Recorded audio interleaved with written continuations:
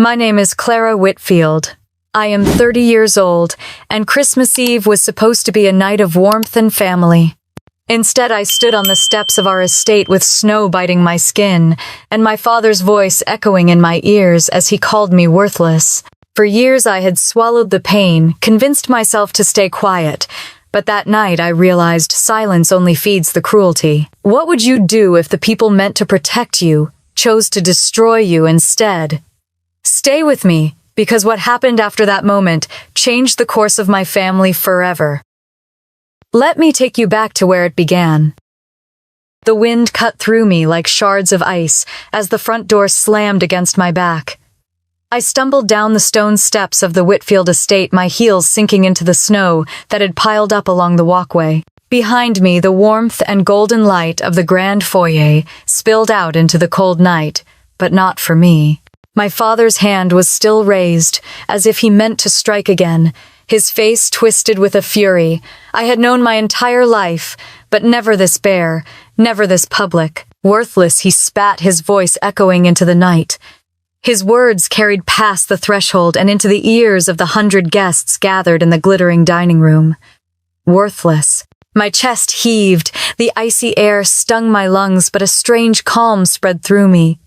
Vanessa stood just inside, one hand on the doorframe, her designer gown shimmering under the crystal chandelier. Her lips curved in a smile that did not reach her eyes, a smile that told me this was exactly the humiliation she had been waiting for. And Ethan, her perfect son, leaned against the banister with a glass of champagne in his hand, his smirk almost identical to hers. I bent to steady myself, brushing snow from the hem of my dress. My hands shook not from fear, but from the raw, cold wrapping around me. Yet in that moment, with my hair falling loose across my face and my knees damp from snow, I looked up at my father and smiled.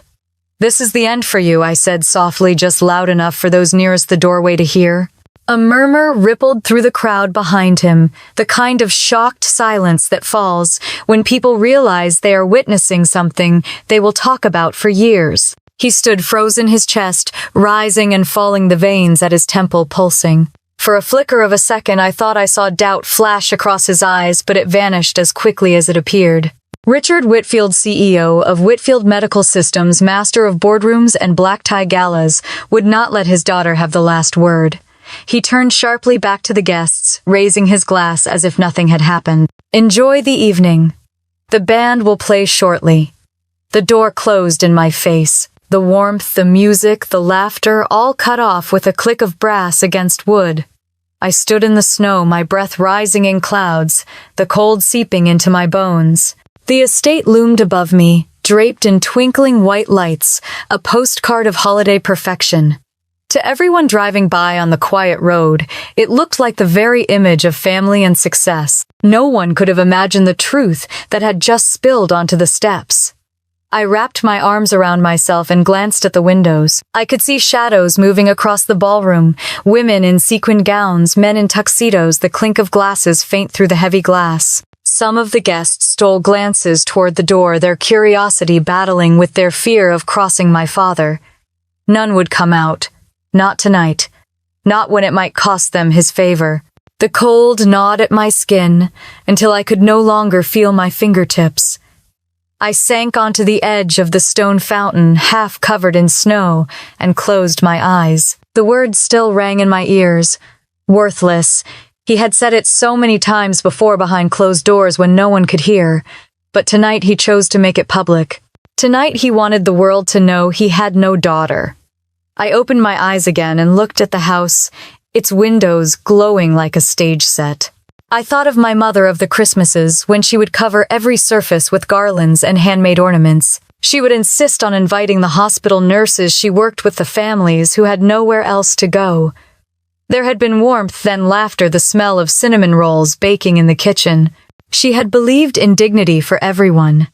That was long before Vanessa, long before my father's smile became a mask he wore only in front of cameras.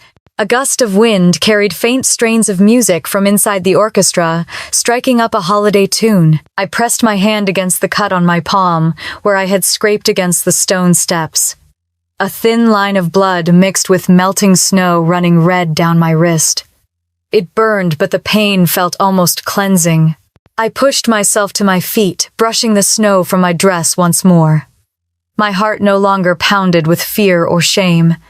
There was only clarity, sharp and unyielding as the cold night air. The image of my father's face, twisted with anger as he hurled me out, etched itself into my memory. I would remember it when the time came. I would remember Vanessa's smirk and Ethan's smirk, the whispers of the guests too afraid to speak up. I turned from the house, my heels crunching against the icy driveway, and walked toward the gates where the security lights cast long shadows across the snow. Each step steadied me, each breath of frozen air fueled the fire rising inside. Tonight was not the end of me, it was the beginning of the end of them. I paused at the edge of the estate grounds and looked back one last time. Through the frosted windows I saw my father raise his glass again, a toast to power and pretense. The guests smiled, some too brightly desperate to pretend they had not seen his daughter cast out into the cold.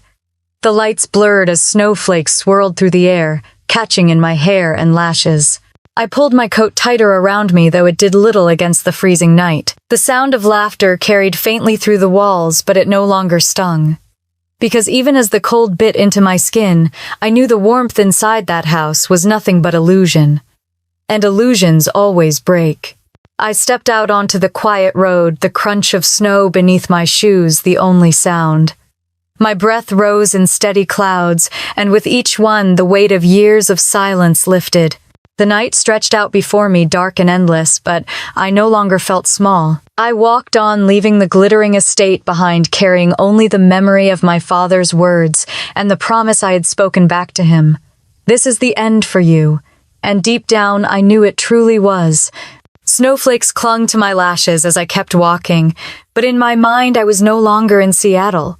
I was back in Portland, 12 years old, my small hands tucked into the rough palms of my grandfather George. He was tall, with a gentle stoop that came from decades spent bending over workbenches and hospital beds. He never wore the kind of suits my father favored. He preferred corduroy jackets and wool scarves that smelled faintly of pipe tobacco. To me, he smelled like safety, like home. On Christmas Eve that year, the house had been alive with the hum of family and neighbors.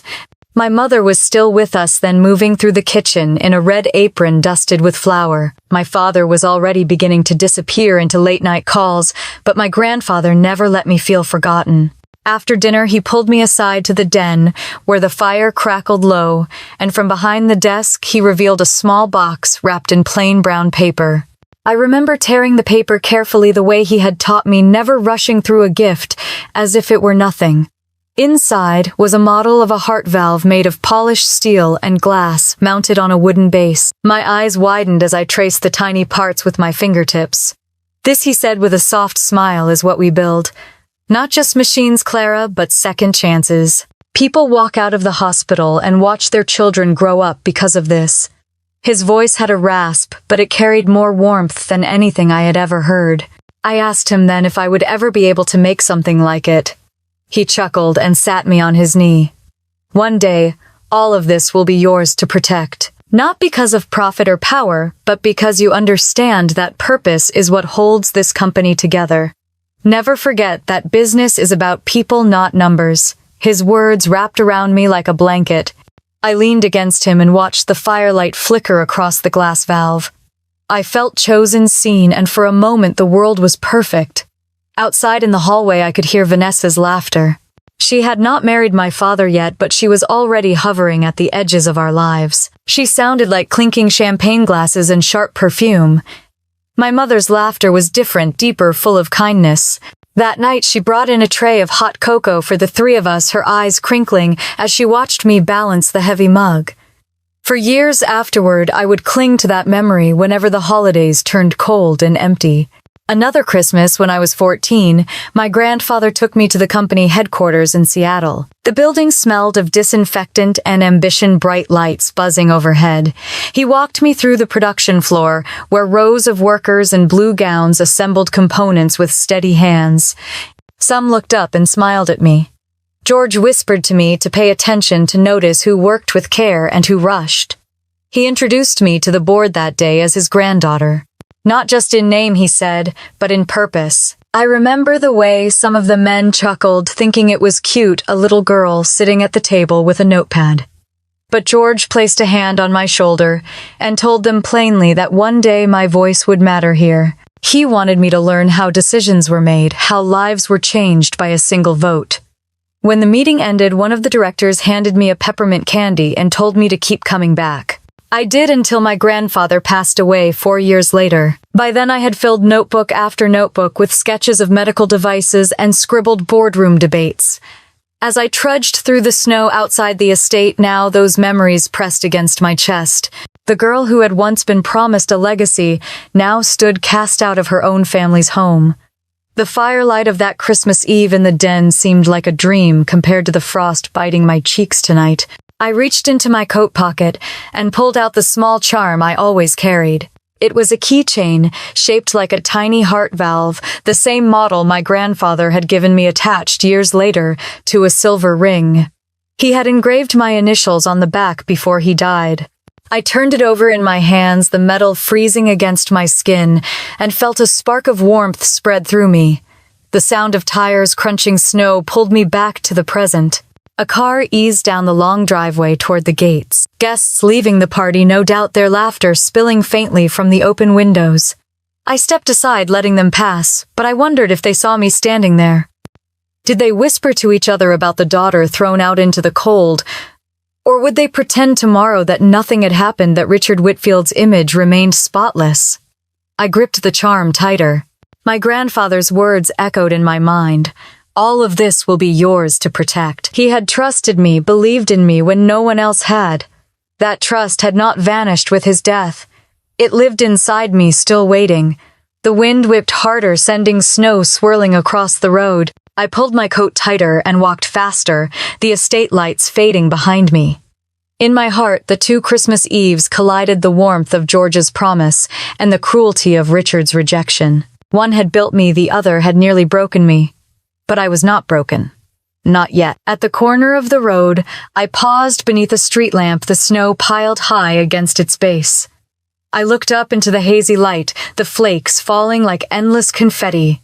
I imagined George standing there, his scarf tucked tight around his neck, his eyes twinkling with quiet pride. I whispered into the empty night that I would not let him down.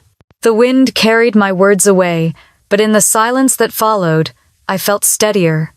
The memory of his promise was no longer a wound, it was a weapon waiting to be used. I slipped the keychain back into my pocket and started down the dark road, the crunch of my steps marking time. Ahead, the city glowed faintly.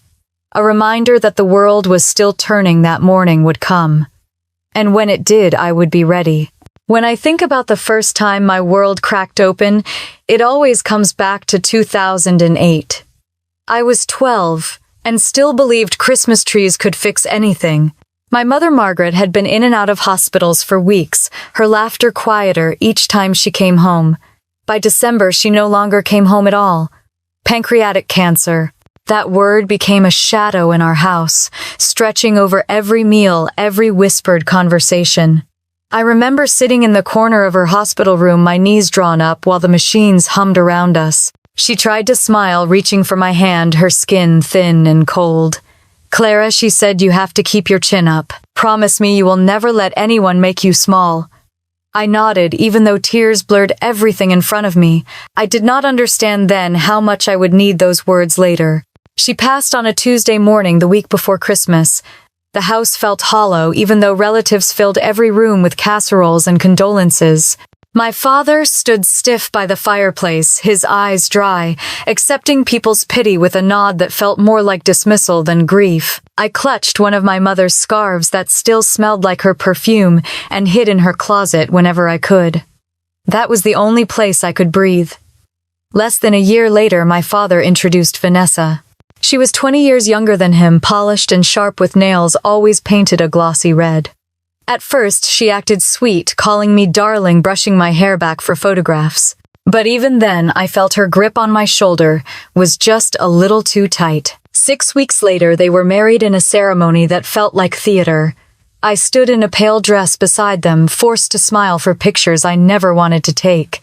It did not take long for Ethan to appear. Vanessa's son from her first marriage was 17, handsome in a careless way and hungry for attention. Within days of moving into the estate, he was sitting at the head of the breakfast table, cracking jokes with my father, as if he had lived there forever. My father beamed at him in a way I had not seen in years. I sat quietly picking at my cereal, wondering when my place at the table had been reassigned. Slowly, the house shifted. Photos of my mother came down from the walls, replaced by portraits of Richard and Vanessa at charity galas. Ethan's basketball trophies lined the hallway shelves. Even the family Christmas card changed. I remember 2010 so clearly. Vanessa had hired a photographer for our holiday portraits. The living room was decorated like a magazine spread tree, trimmed with glass ornaments, a roaring fire in the background. She positioned Richard in the center with Ethan beside him, their suits matching. She slid herself in gracefully on the other side, her hand resting on my father's arm. And me? She directed me to stand near the edge, holding a small prop gift box, my smile stiff. The flash went off. In the final photo, I looked like an afterthought. Ethan shone in the middle, his grin wide, while I hovered in the corner, barely in the frame. That was the moment I understood I had been replaced. At dinner that night, Richard lifted his glass to toast Ethan's early admission to college. He said he was proud to call Ethan his son. My fork froze halfway to my mouth. I looked at him, waiting for some acknowledgement of me, but it never came. Vanessa squeezed Ethan's shoulder, glowing with satisfaction. I excused myself and ran upstairs before anyone noticed the tears sliding down my cheeks. Holidays after that became performances. The estate filled with Vanessa's friends, her laughter ringing through the halls. Ethan told stories at the table, Richard roaring with laughter, while I became quieter, smaller, fading into the wallpaper. When I tried to talk about school, my father waved me off. "Ethan will take care of things here," he said once. "You should be grateful for what you have." I learned to carry my grief in silence. On Christmas mornings, I slipped away to my mother's grave, leaving roses dusted with frost. I whispered to her about my grades, about the books I read, about how lonely the house had become. The ground was always hard and cold, but it was the only place I felt seen. One evening, I overheard Vanessa speaking to my father in the study. She was telling him Ethan had potential, that with guidance, he could be groomed to lead Whitfield Medical one day. My father's chuckle in response still burns in my memory. "Clara will be fine," he said. "She doesn't need the spotlight." That was when I realized it was not just Vanessa pushing me aside. My own father agreed. The next family Christmas portrait was worse. By then, Ethan was 20 tall and confident, seated proudly in the center chair my grandfather once used.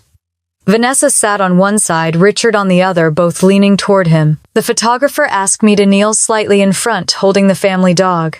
My smile looked pasted on my hands, gripping the dog's collar like a lifeline. In the final photo, Ethan looked like the rightful heir. I looked like the hired help. That night alone in my room, I took out the keychain my grandfather had given me. The small metal heart valve gleamed in the dim light. I held it to my chest and promised myself that no matter how invisible they made me, I would not disappear. The snow outside the estate crunched beneath tires as more guests arrived for yet another party. Their laughter floated through the windows, blending with the sound of carols from the piano downstairs. I stood at my window watching the twinkling lights on the tree. My reflection stared back at me, older, now harder around the edges, but carrying the same promise my mother had asked of me in that hospital room. I whispered her words again, steady and certain. "Never let anyone make you small." Downstairs, the camera flashed once more as Vanessa arranged Ethan and Richard beside the tree. My place in the picture was already decided. And yet deep inside, a quiet fire began to burn. When I turned 18, I packed my bags with more determination than belongings and left the estate for Stanford. It felt like stepping into sunlight after years of living in someone else's shadow. For the first time, I was surrounded by people who did not know me as Richard Whitfield's forgotten daughter. They knew me as Clara, the girl who answered every question in class, the one who stayed late in the lab because she was hungry to prove herself.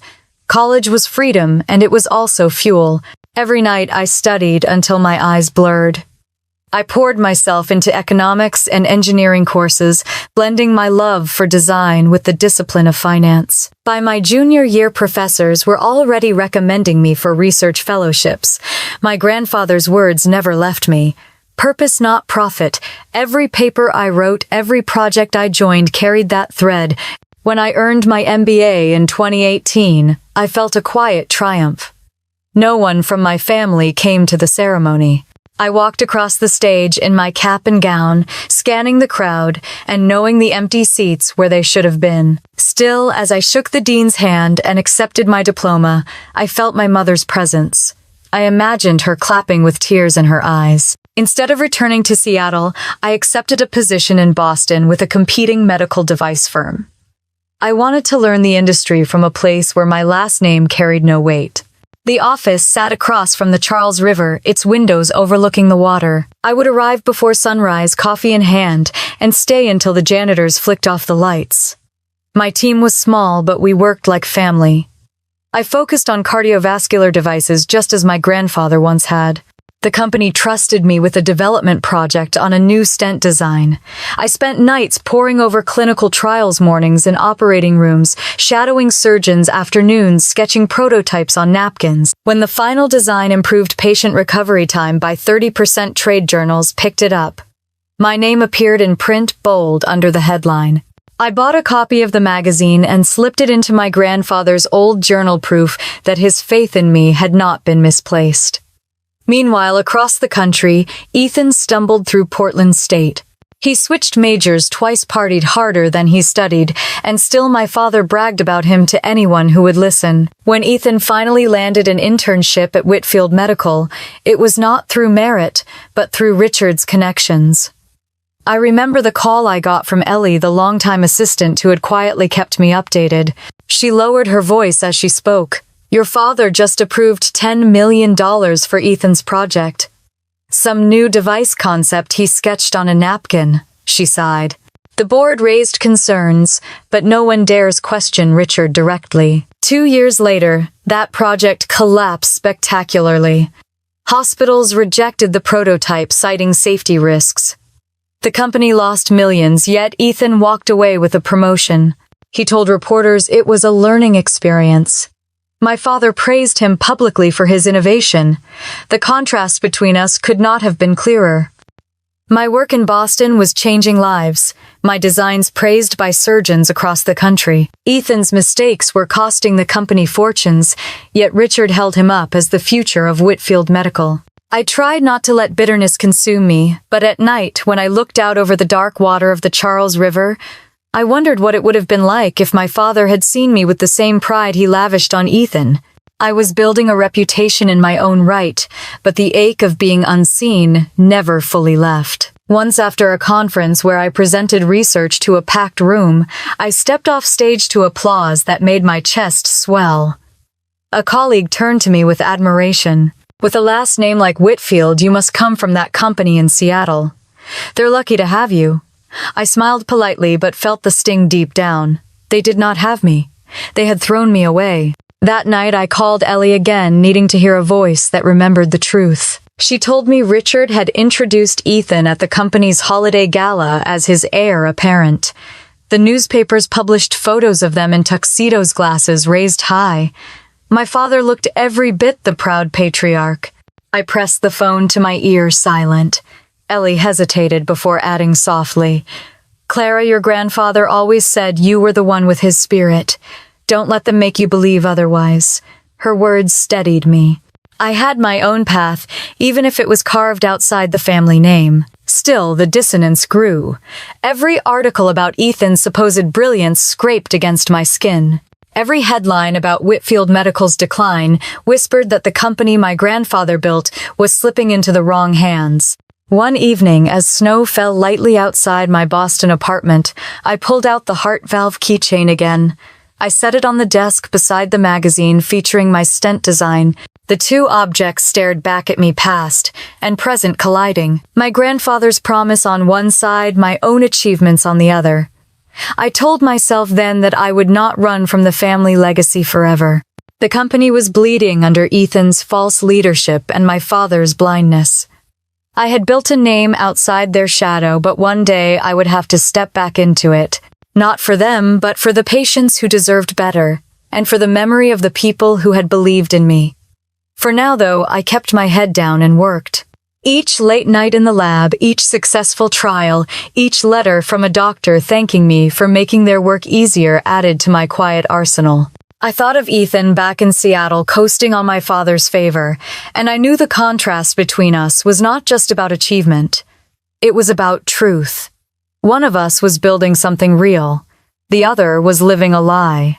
And lies, no matter how carefully polished, never last forever. By the summer of 2022, I packed up my Boston apartment and boarded a flight back to Seattle. The city skyline came into view through the airplane window, sharp against the gray sky, and I felt my stomach twist.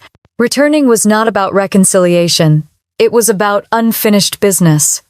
When I walked into the Whitfield Medical Headquarters for the first time in years, the receptionist did a double take at my last name. Moments later, I was ushered upstairs where my father greeted me in his corner office, as if I were a stranger applying for a job.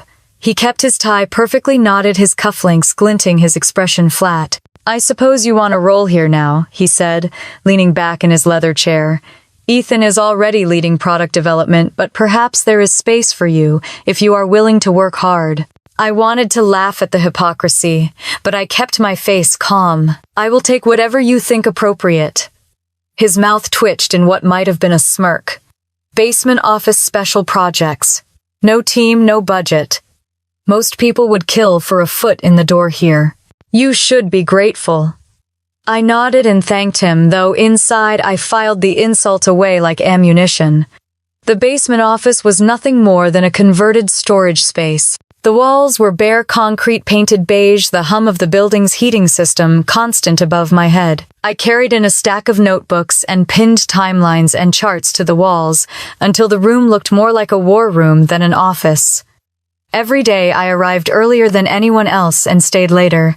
I shadowed division heads, asked quiet questions, and listened more than I spoke. To most, I looked like a daughter desperate for her father's approval, eager to finally prove herself. In truth, I was gathering pieces of a puzzle that no one wanted to see. Ellie was still there, older now, her hair streaked with gray, but her eyes sharp as ever. She found me one afternoon in the cafeteria, sliding into the seat across from me with her tray of soup. She smiled faintly. "Your grandfather would be proud you came back." I lowered my voice. "I am not here to make him proud. I need to understand what really happened after he died." Her gaze flicked around the room before she leaned closer. "Look for the will, Clara. There are things you need to know." I froze. "What do you mean?" She stirred her soup slowly, as if the conversation were casual. "Your grandfather had intentions for you, but they were buried quickly. Too quickly." Before I could press her, she rose with her tray. "Ask the right questions. That is all I can say." Her words echoed in my mind as I returned to the basement. I pulled files from the digital archives, digging through old expense reports. It did not take long to notice patterns. Research funds marked as allocated, but never producing results. Consulting invoices paid to companies with no employees. Travel expenses for trips that never happened. One line in particular caught my eye. A payment of $3 million for an overseas partnership with a clinic in Denmark. I cross-checked every public record I could find. The clinic did not exist. The next day, I slipped into a conference room after hours and spread the documents across the table. Each page told the same story. Money moved in circles, hidden behind acronyms and subsidiaries, but always draining from the same source. The research division. I sat back in the chair, the fluorescent lights buzzing above me. My father had accused me of being ungrateful, of not understanding what it took to run a company, but what I saw on those pages was not strategy. It was theft. Late that night, as I gathered the papers, the cleaning staff entered. They glanced at me curiously, a young woman in a wrinkled suit surrounded by stacks of files. I smiled, told them I was finishing up, and waited until they left before slipping the papers into a folder marked personal notes. The following week, Ethan strutted into the cafeteria surrounded by junior managers. He bragged about his latest idea, some flashy device concept he claimed would revolutionize heart surgery. I recognized the design immediately. It was nearly identical to one of my early prototypes from Boston, the one I had never released. He must have seen it in the files I submitted when I joined. I clenched my hands under the table. He was parading stolen work as his own while I sat in the basement digging through shadows. Yet my father beamed with pride when Ethan presented it at the monthly review. He applauded him, calling him a visionary. Not once did he acknowledge me. That night, back in my office, I stared at the wall of notes I had assembled. The fraud was larger than I had imagined. And now Ethan's incompetence was feeding the cycle, throwing money at bad ideas, while my father covered the losses in silence. I touched the keychain in my pocket, the one my grandfather had given me. Its edges were worn smooth from years of handling. For the first time since returning, I felt the same fire that had burned when I was a child watching my place in the family erased. I whispered into the empty office that I would not let it happen again. When I shut off the lights and closed the door behind me, the hallway felt colder, heavier, as if the building itself carried the weight of secrets. Somewhere above me, my father's office glowed late into the night. I wondered if he knew I was already unraveling the threads of the empire he thought untouchable. The elevator doors slid shut, and in the mirrored panel I caught my own reflection. My mother's eyes stared back at me, tired but determined, and I knew then that I was exactly where I needed to be.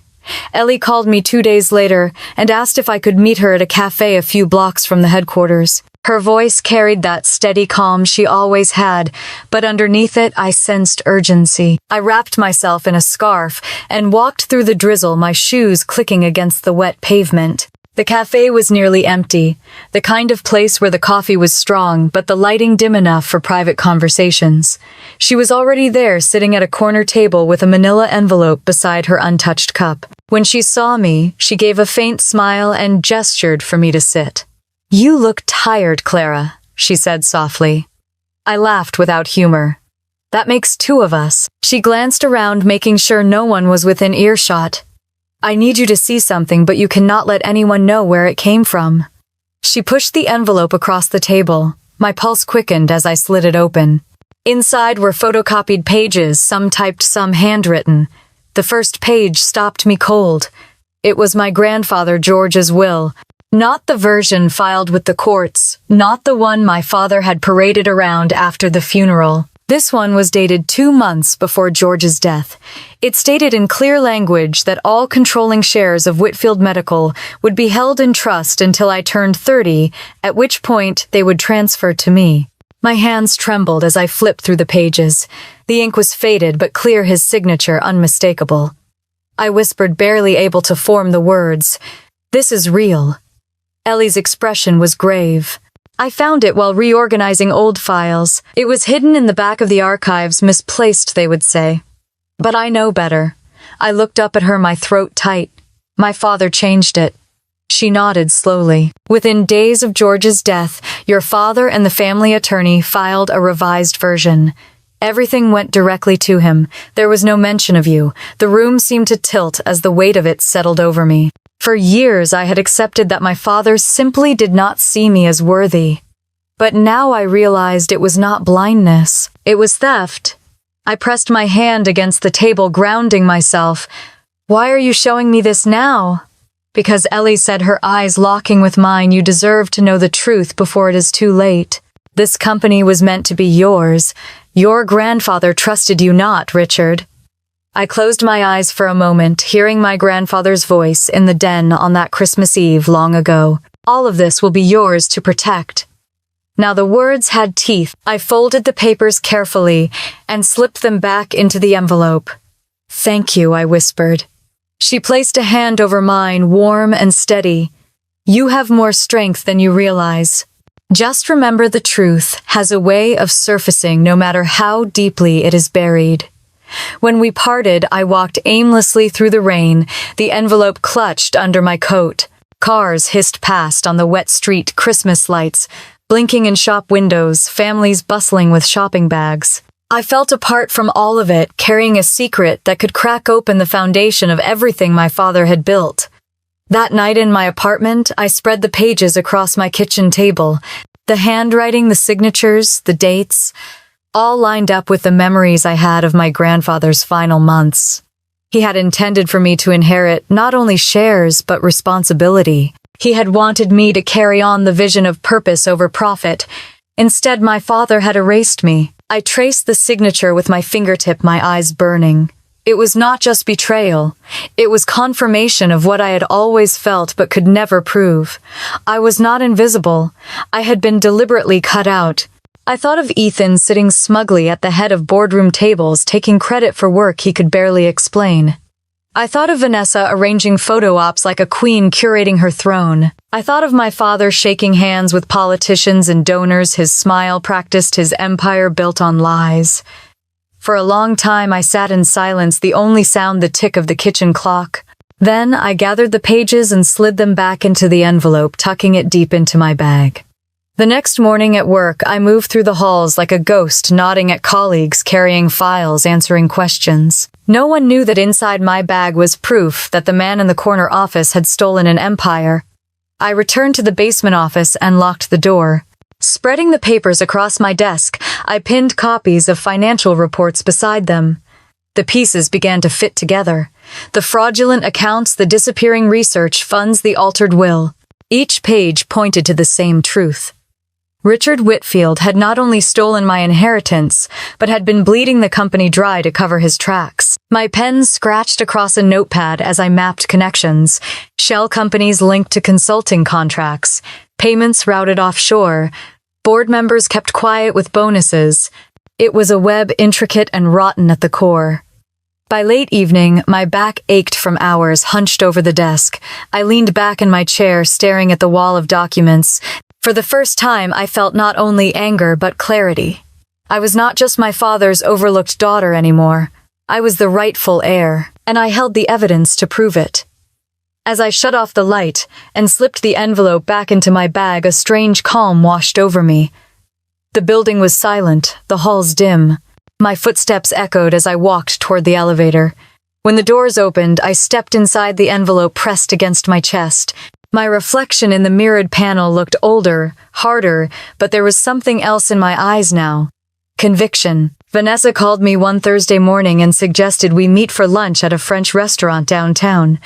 Her tone was light, almost cheerful, as if we were two old friends catching up. I knew better. Still, I agreed. Sometimes it was easier to sit across from your enemy and let them talk than to guess what game they were playing. The restaurant was one of those places where the chandeliers sparkled even in daylight and waiters floated between tables in crisp jackets. Vanessa was already seated when I arrived, draped in a cream silk blouse, her hair pulled into a perfect chignon. She rose and kissed my cheek, leaving a faint trace of perfume that lingered long after I sat down. "Clara, darling," she said, with that syrupy tone that always made my skin crawl. "You look so thin. Are they working you too hard in that basement office?" I smiled, politely laying the napkin across my lap. "I like to stay busy." She tilted her head, studying me as if I were a specimen under glass. "Busy is good, but you must be careful. Ambition can be such a dangerous thing in this family." The waiter poured wine and she ordered a bottle I knew cost more than my rent. She spoke of trivial things at first, a charity gala, a new art exhibit. She was sponsoring Ethan's latest investment in a startup. He barely understood. I let her fill the air with her practiced elegance, nodding in the right places. Then her eyes sharpened. "You know, Clara, your father worries about you. He says you push too hard, that you challenge him in ways that only create conflict." I met her gaze evenly. I thought he valued innovation. She laughed softly, swirling the wine in her glass. "Innovation, yes, but he values loyalty more. Ethan understands that. You, on the other hand, have always had a streak of rebellion." The words sat between us like a threat. My chest tightened, but I kept my smile steady. "I appreciate your concern, Vanessa," I said calmly, "but I am only here to do my job." She leaned closer, lowering her voice. "You will never win against your father, Clara, or Ethan. The sooner you accept that, the happier you will be." Her words were honeyed, but her eyes glinted with steel.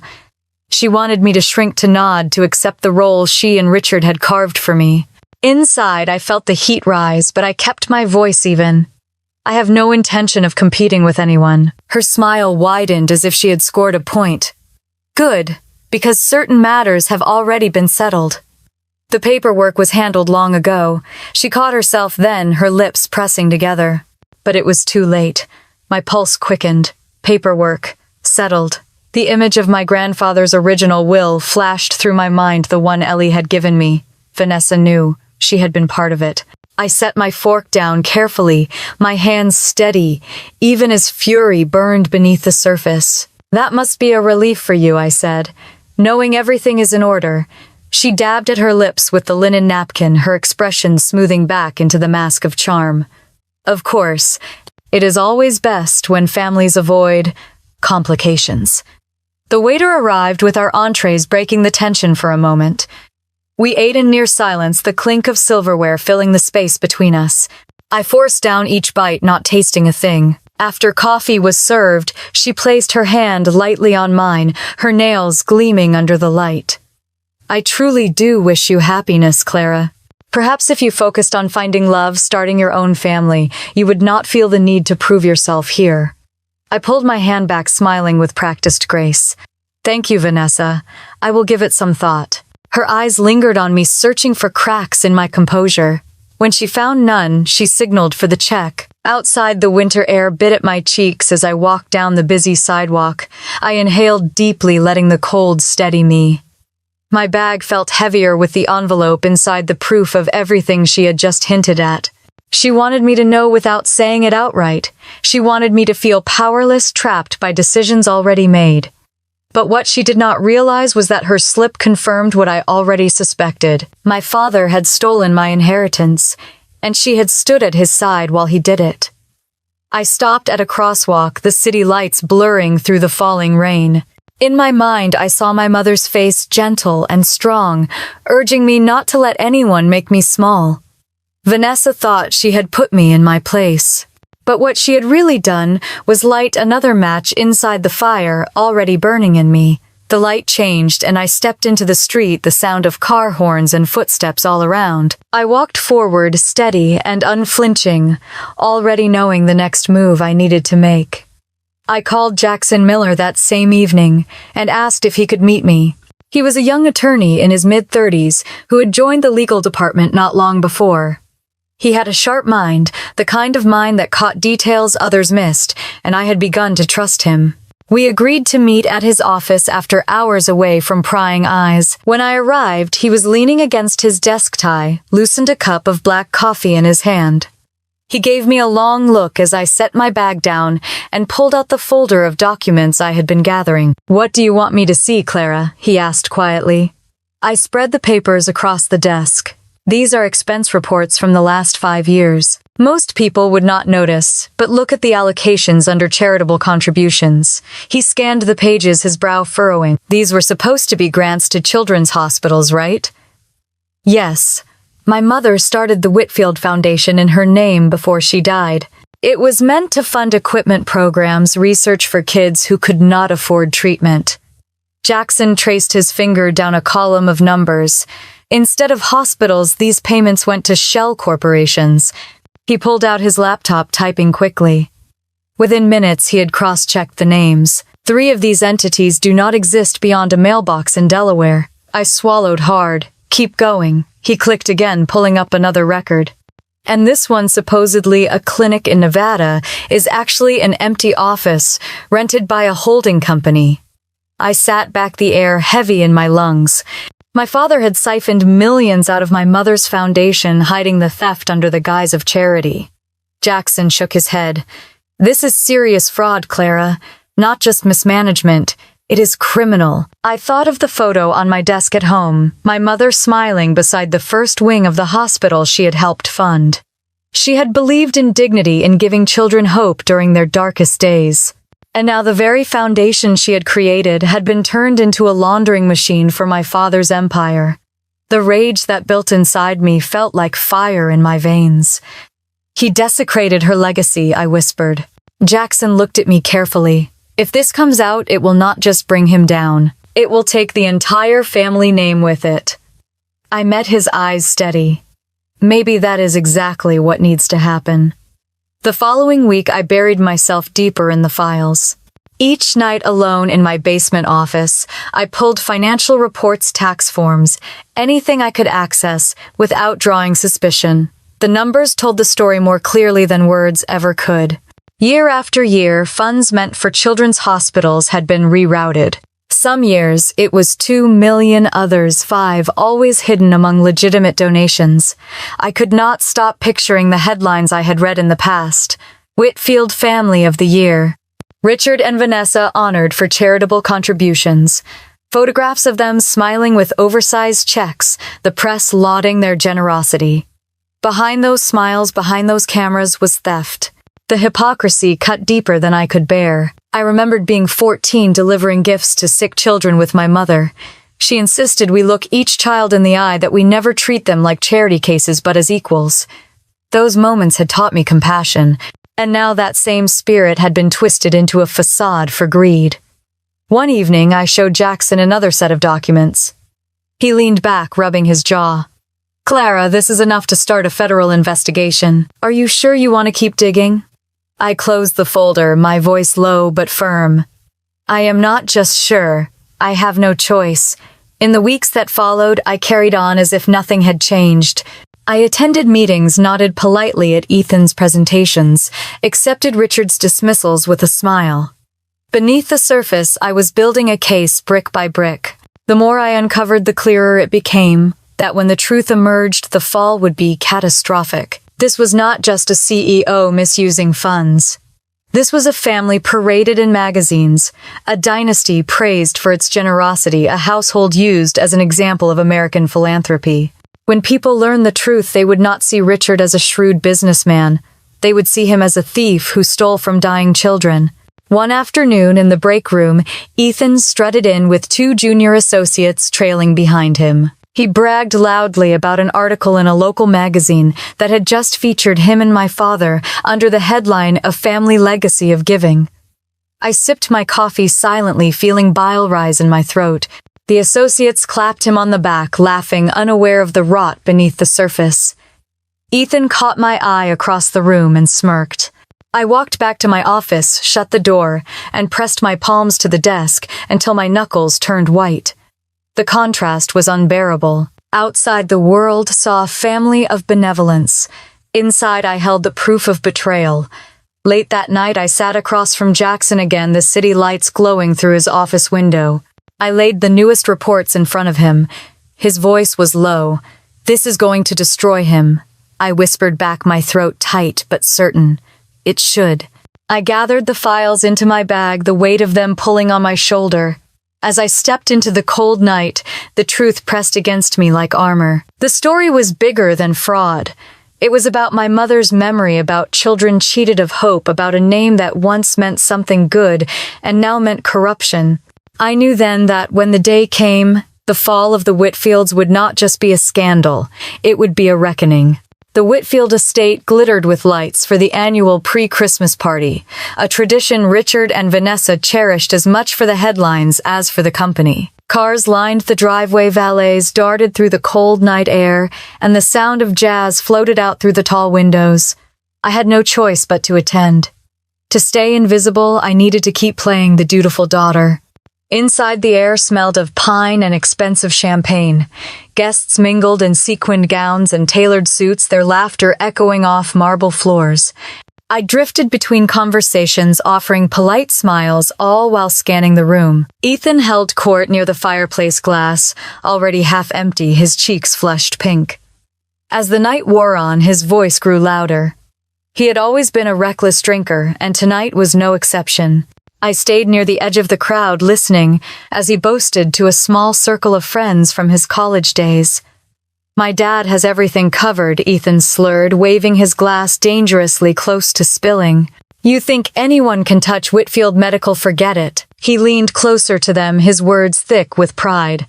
"He has money tucked away overseas. More than you can imagine." The group laughed nervously, glancing at each other. Ethan pressed on, enjoying the attention. "Shell accounts, dummy companies, all of it. Even if some nosy investigator pokes around, they will never find the real stash."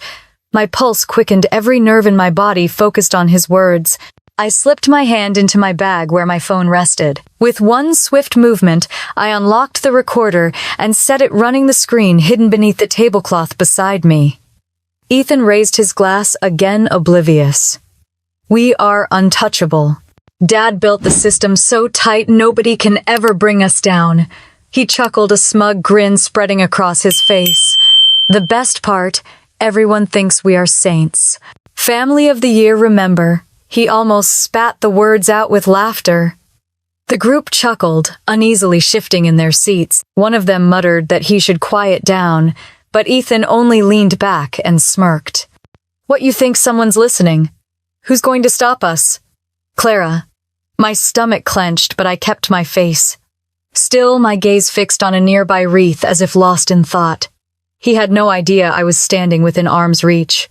No idea every word was sinking into the microphone on my phone. Minutes passed before the conversation shifted. Ethan launched into a story about crashing his car in college and how his father had covered it up. The friends laughed harder, the liquor flowing as the night blurred around them. I quietly pressed stop on my recorder and slipped the phone back into my bag. My hand trembled slightly, not from fear, but from the weight of what I had just captured. For weeks I had been gathering documents, numbers, signatures. But this was different. This was his voice, his words, the son my father had chosen over me, bragging openly about the crimes they thought were hidden forever. Vanessa swept into the circle moments later, placing a hand on Ethan's shoulder. Her smile was wide, but her eyes sharp. Enough stories, darling, she said sweetly. Why don't you check on the guests by the piano? Ethan stumbled off with his friends in tow, grinning like a fool. Vanessa's gaze swept over the group, and for a split second her eyes flicked to me. It was a flash, no more than a second, but I felt the warning in it. She had heard enough to know her son was loose with his tongue. I turned and walked toward the back veranda, where the cold air cut through the noise. Snow had begun to fall lightly, blanketing the stone steps. I exhaled slowly, the breath leaving me in clouds. The recording was safe in my bag, but my father's empire was already crumbling in my mind. I stood there, letting the cold steady me when Jackson's words replayed in my head. This is serious fraud, Clara. It will not just bring him down. It will take everything with it. Now I had proof that could not be brushed off as speculation or bitterness. Ethan had handed me the final piece. Through the glass doors, I saw my father shake hands with a senator, his smile broad, his posture commanding. Vanessa hovered close by, perfect as ever, her hand resting lightly on his arm. To the guests, they looked untouchable. To me, they looked like people standing on a trapdoor. The wind lifted my hair as I whispered to the night that the door would open soon. Inside, the music swelled again, the guests clapped politely, and the Whitfields performed their polished act. But I no longer felt like the forgotten daughter in the corner. I had the voice of their heir apparent, bragging about their crimes saved in my pocket. And I knew it was only a matter of time before the world heard it too. The night of the Whitfield Christmas Gala arrived with a weight I could feel in my chest. Snow fell steadily over the estate, frosting the hedges and crunching beneath the tires of sleek black cars that lined the driveway. Valets hurried through the cold, taking keys from city officials, donors, and journalists invited to witness the family's display of power and generosity. Inside the house shimmered with chandeliers and candlelight, the air heavy with pine and expensive perfume. I walked in quietly, my navy dress plain compared to the sequined gowns glittering all around me. Waiters carried trays of champagne through the crowd, while a quartet played carols near the grand staircase. Everywhere I looked were faces smiling at Richard, at Vanessa, at Ethan, as if the three of them were a royal family. Photographers snapped photos, flashes bouncing off marble columns, capturing their perfect image for tomorrow's papers. Richard moved from guest to guest, with practiced ease, shaking hands, his voice booming with confidence. Vanessa floated beside him, her laugh chiming like crystal, her hand never far from his arm. Ethan clung to their side, already flushed from drink, bragging to a cluster of young executives about his brilliance. To the crowd, they were flawless. To me, they were a mirage built on lies. Dinner was served in the ballroom, long tables draped in linen, candles flickering in silver holders. Journalists from the local press had been invited under the guise of celebrating the family's charitable legacy. They scribbled notes as Richard gave a toast about the importance of generosity, praising the Whitfield Foundation for its impact on children's hospitals. He spoke of purpose, of dignity, of hope, as though those words had ever meant anything to him. Applause filled the room. I sat at the far end of the table, forcing myself to smile at the right moments. My phone in my bag felt like a weapon. Inside it was the recording of Ethan bragging about offshore accounts, the documents tracing stolen funds, the copy of my grandfather's will, my mother's foundation, my future. All of it sat waiting, ready to be unleashed. After dessert, Richard rose again, tapping his glass. His eyes scanned the room until they landed on me. "Clara, why don't you say a few words?" The guest turned toward me expectant. My throat tightened, but before I could move, Richard continued, his smile sharpening. "Actually, no. What could you possibly have to say?" Uneasy laughter rippled through the crowd. I sat frozen, every muscle rigid. Richard set his glass down with a sharp click. "Ladies and gentlemen, let me tell you about my daughter. She hides in the basement with old files, pretending to contribute. But she is nothing. Worthless." The word cut through me, but I refused to flinch. Guests shifted in their seats, some looking down at their plates, others pretending to sip their wine. Vanessa's smile stayed frozen, her hand resting lightly on Richard's sleeve, as if reminding him to maintain the performance. Ethan smirked, delighted by the show. Richard's face darkened as he stepped around the table. He grabbed my arm, his grip bruising, and dragged me toward the wide front doors. Gasps followed us as he pulled me into the foyer, flung the doors open, and shoved me into the night. I stumbled down the marble steps, the icy air burning my lungs. Snow bit into my skin as I slipped and fell to my knees, the edge of a stone step slicing my cheek. Warm blood trickled down, staining the white snow beneath me. Behind me, the guests crowded into the doorway, their eyes wide, whispers buzzing like hornets. I pushed myself up slowly, snow clinging to my dress, the taste of iron on my tongue. Richard stood above me, framed by the golden light of the house, his silhouette towering and cruel. I raised my head, met his eyes, and let my voice carry across the stunned silence. "This is the end for you." The words hung in the air, sharp as glass. A murmur rippled through the guests. Someone gasped. Vanessa's hand flew to her mouth in feigned horror. Ethan's grin faltered. Richard slammed the door shut, cutting off the crowd, sealing himself back inside the illusion. I stood alone in the falling snowblood running warm against my skin, but I felt stronger than I ever had. I walked across the frozen lawn, my heels sinking into the drifts, until I reached my car at the edge of the drive. My hands shook as I unlocked the door, but not from fear. I slid into the driver's seat, turned on the overhead light, and pulled out my phone. The dashboard glow lit the screen as I opened the secure drive. My fingers flew, attaching files, reports, recordings. First, I sent everything to the SEC whistleblower portal, then the IRS. Then to Amy Collins, the one journalist I trusted to see past the headlines, and finally to 2 board members who had remained cautious, not loyalists to my father. Each time I pressed send, I felt the weight lift. Document after document, every secret they had buried was now in the hands of people who could not be silenced. When the last file left my outbox, I leaned back in the seat and let the phone drop into my lap. Snow piled softly on the windshield, muffling the world outside. My cheek throbbed, blood drying against my skin, but inside me there was only calm. I thought of my mother, her laughter in hospital corridors, her belief in dignity and compassion. I thought of my grandfather, his steady hand guiding me through boardrooms, whispering to watch who spoke and who listened. They had trusted me to carry something bigger than myself, and tonight I finally had. Inside the house, music swelled again, the party pressing forward as if nothing had happened. But the facade was already cracked. Tomorrow, when the evidence surfaced, there would be no music loud enough to drown it out. I started the car, the engine rumbling in the cold. Headlights cut across the snow as I pulled onto the road, leaving the glowing estate shrinking behind me in the rearview mirror. The Whitfields believed they had silenced me. What they did not know was that their empire had already been handed to the wolves. By morning, the world would know the truth. I woke on Christmas morning to the faint smell of cinnamon rolls drifting from the kitchen. My Aunt Linda had insisted I stay with her the night before, refusing to let me go back to my apartment alone after what happened at the gala. Her little bungalow in Bellevue was warm and safe, filled with quilts she had sewn herself and framed photographs of family holidays long past.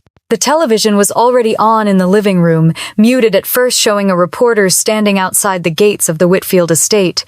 Red and blue lights flashed across the snowy driveway. For a moment I thought I was dreaming. Then Linda turned up the volume. Federal agents from the FBI and IRS arrived at dawn, the reporter announced. Sources confirm they are executing search warrants for financial documents spanning the last 7 years. CEO Richard Whitfield is currently being questioned inside.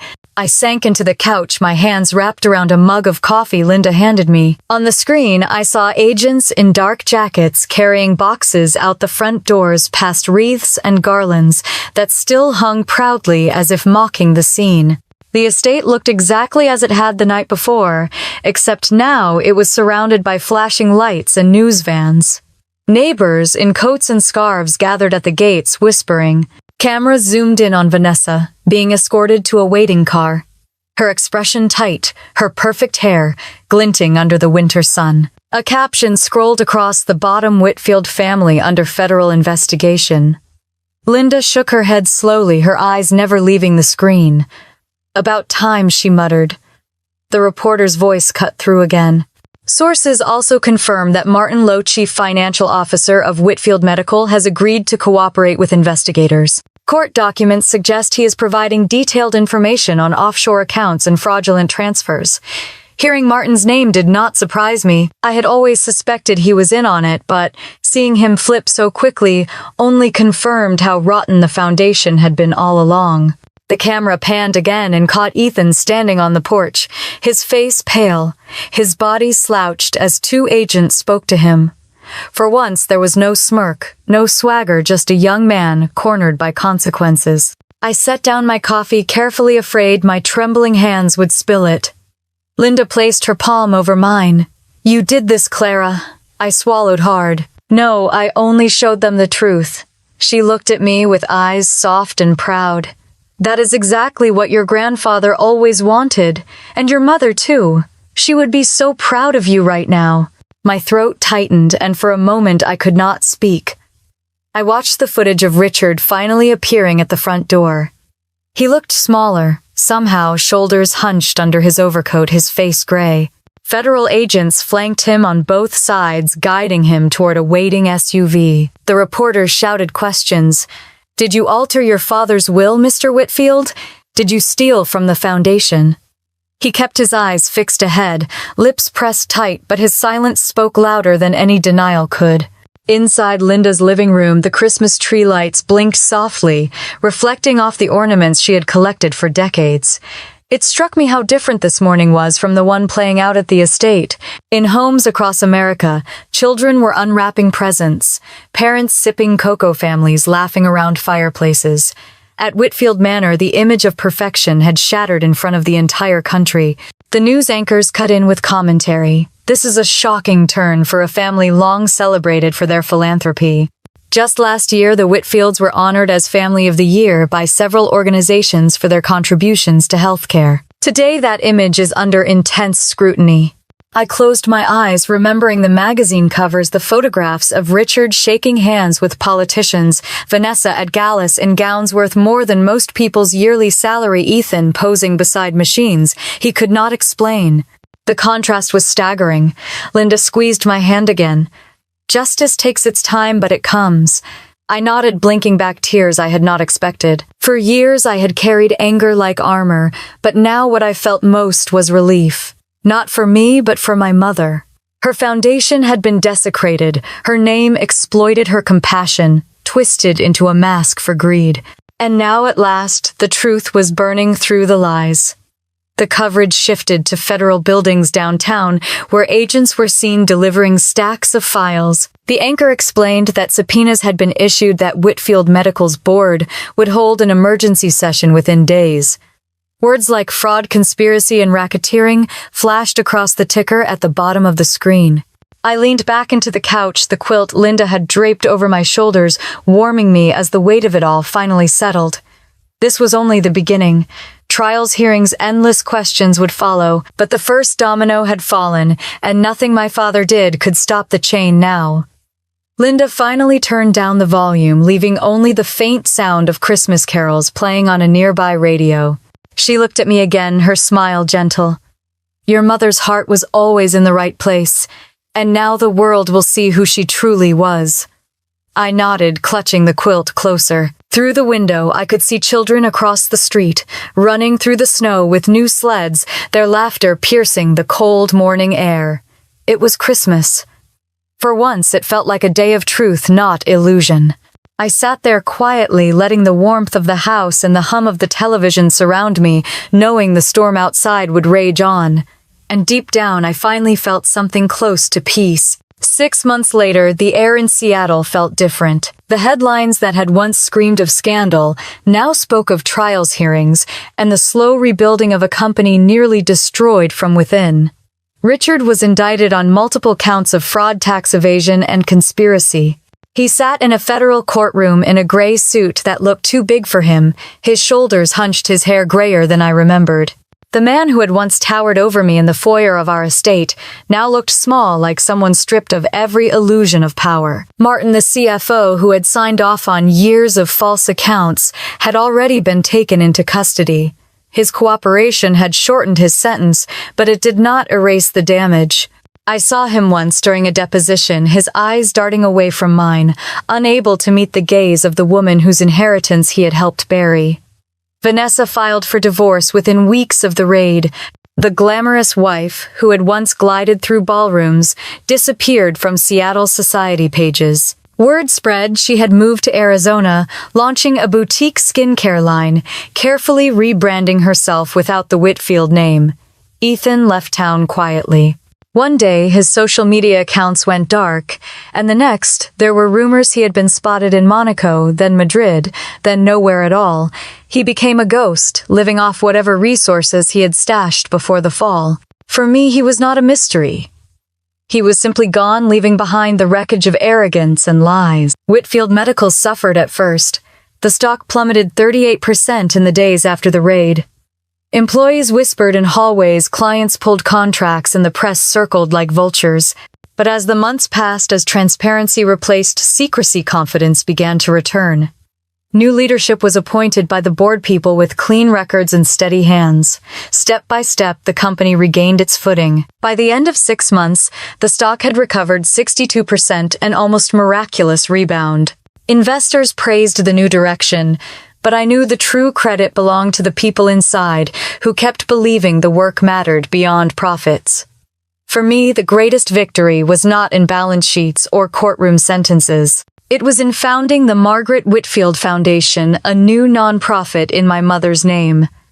I poured my energy into building a program that truly reflected her heart. We partnered with clinics across the country to provide equipment for children whose families could not afford treatment. We funded research in pediatric care, making sure every dollar went exactly where it was promised. At the first board meeting of the foundation, I placed a framed photo of my mother at the head of the table. Her smile reminded me why I had fought, why I had endured years of dismissal and betrayal. Christmas came again, and for the first time in years, I did not dread it. That December, I stood in a children's hospital in Spokane as we delivered new diagnostic machines bought through the foundation. Snow fell outside, and inside children in paper crowns opened presents handed out by volunteers. A little girl with a scar across her chest held my hand tightly and whispered, "Thank you." In her eyes, I saw the legacy my mother had wanted all along. Later that evening, I returned to Linda's bungalow, where the smell of cinnamon rolls filled the air just as it had 6 months earlier. She hugged me and said quietly, "Your mother would be proud." I knew she was right. The estate, the empire, the illusions of grandeur, all of it had crumbled. But from the rubble, something true had risen. Not built on lies, not dependent on fear, but rooted in compassion and truth. That was the real inheritance my grandfather had meant for me. Looking back, I realized revenge had not been about humiliating my father or exposing my stepmother, It had been about reclaiming dignity, about showing the world that justice matters even when it comes late, about honoring a promise whispered long ago by a man who believed in me when no one else did. And now I want to turn to you. Have you ever faced a moment when you had to stand for truth, even if it meant breaking apart the family or the life you thought you knew? Have you seen how betrayal can sometimes clear the way for something stronger, something real? Share your story in the comments. I would love to know how justice, family, and truth have touched your life. And if this journey spoke to you, stay with me by subscribing, because there are more stories of revenge and redemption waiting to be told. This was mine, and at last, it has brought me peace.